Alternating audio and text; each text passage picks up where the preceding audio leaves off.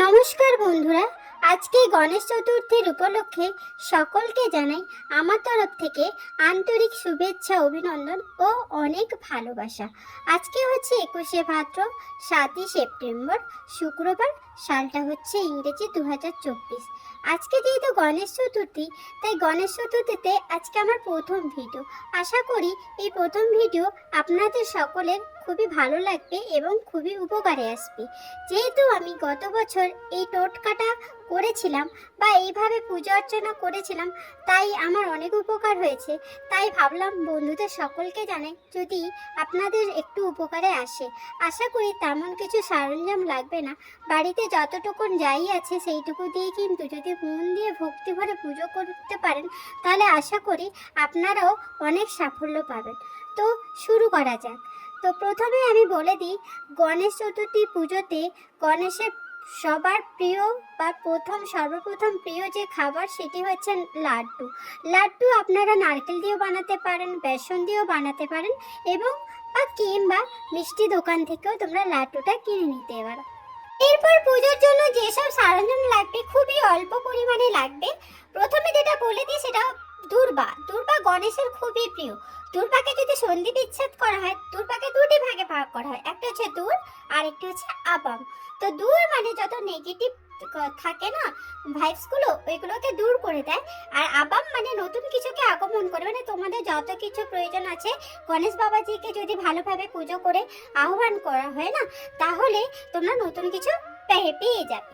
তো প্রথমে বললাম দূর্বা লাগবে। দূর্বা 21টি লাগবে, যেটা হচ্ছে 3টি পত্র বিশিষ্ট দূর্বা, এবং পরিষ্কার পরিচ্ছন্ন জায়গা থেকে তুলে তাকে ভালো করে জলে ধুয়ে লাল সুতোর মধ্যে বেঁধে গণেশ বাবার পায়ে নিবেদন করতে হবে। এটা হলো প্রথম কারণ। আর পুজো করার সময় যেটা লাগবে সেটা হচ্ছে ঘিয়ের প্রদীপ। অনেকের বাড়িতে ঘি অ্যাভেলেবেল নাও থাকতে পারে, তোমরা যে প্রদীপে সন্ধে দাও সেই প্রদীপ জ্বালালেও হবে। তো তৃতীয় হচ্ছে যে প্রদীপটা বসাবে পাত্রে, সেই পাত্রে অল্প পরিমাণে আতপ জল রেখে প্রদীপটা বসে প্রদীপটা দেখাতে হবে গণেশজির কাছে, অথবা গণেশের চারিদিকে প্রদীপটা প্রজ্বলন করে গোটাটা ঘুরিয়ে নিতে হবে, এবং সমস্ত দেবতাকেও সেই সঙ্গে সঙ্গে ঘুরিয়ে নিতে হবে। নৈবেদ্য হিসাবে তোমরা ফল রাখতে পারো, সাথে অবশ্যই যে কোনো একটা লাড্ডু রাখতে পারো। এবং যে মেন মন্ত্রটা তোমাদের বলতে হবে পুজো অর্চনা করার সময়, সেটা হচ্ছে ওম গাং গণেশায় নমঃ। এটা 108 বার নচেত 21 বার তোমরা এই মন্ত্রটা মনে মনে জপ করবে। তো পুজো অর্চনা কমপ্লিট হয়ে যাওয়ার পরে যে লাড্ডুটা বা ফল হিসাবে প্রসাদ দিয়েছিলে, এই প্রসাদটা সমস্ত বাচ্চাদের বিতরণ করে দিও।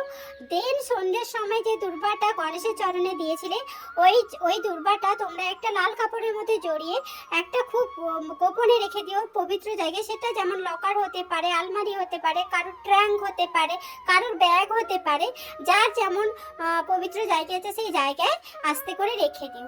আশা করি তোমাদের অনেক উপকারী আসবে এবং তোমাদের মনোবাঞ্ছনা পূরণ হবে।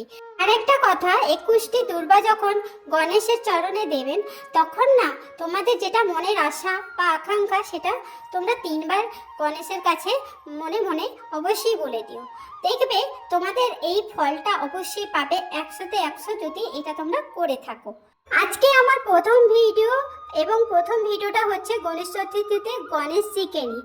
তো চলো বন্ধুরা, আজকের ভিডিওটা যদি তোমাদের ভালো লেগে থাকে তাহলে অবশ্যই পাশে থেকো, সুন্দর একটা কমেন্ট করে দিও। যদি এরকম তোমাদের ভিডিও কাজে দেয় অবশ্যই বলো, আর কোন টপিকের উপর ভিডিও দিব। আশা করি খুবই তাড়াতাড়ি তোমাদের ভিডিও দিতে পারবো। তো আজকের জন্য এখানেই আমি সমাপ্ত করলাম।